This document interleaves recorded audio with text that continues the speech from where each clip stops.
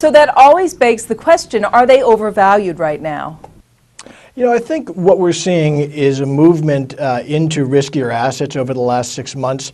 And what we found in emerging markets is that certain asset classes or certain parts of emerging markets are indeed overvalued, whereas other areas of the markets are not. So it really is, you have to be very careful where you're putting money these days in emerging markets. So where are you putting money? Where do you see the value?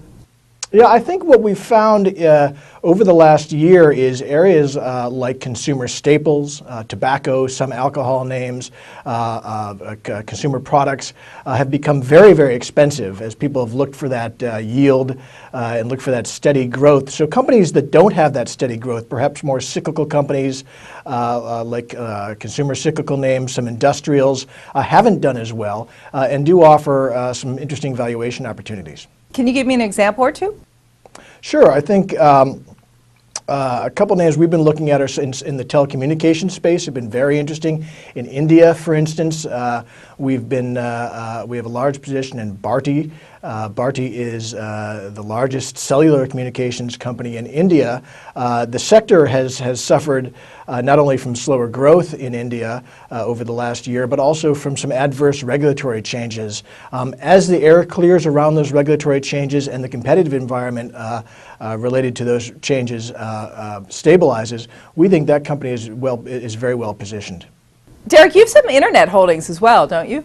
We do, and notably in China, we have a reasonably large position in Sina Corporation. Sina Corporation is not only a standard internet portal for China, but also what they call a microblogging or a Twitter service as well that's very important in China.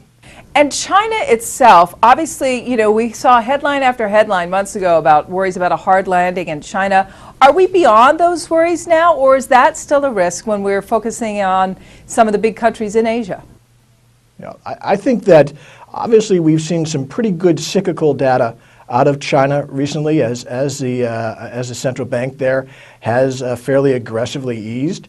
But I think the distortions in the market that existed prior to that haven't gone away in terms of what we view as a housing bubble and certainly infrastructure spending that will be very low return projects. So we are concerned about a continued slowdown in China looking out over the next couple of years. And is that the biggest risk in emerging markets right now, is an economic slowdown? I mean, in some ways I feel like that's always a risk everywhere. Is there something specific to EM that investors should pay attention to and think about before they're investing?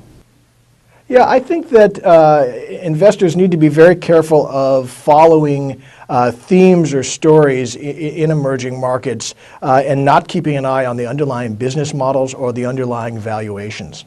And overall valuations will stay compelling this year?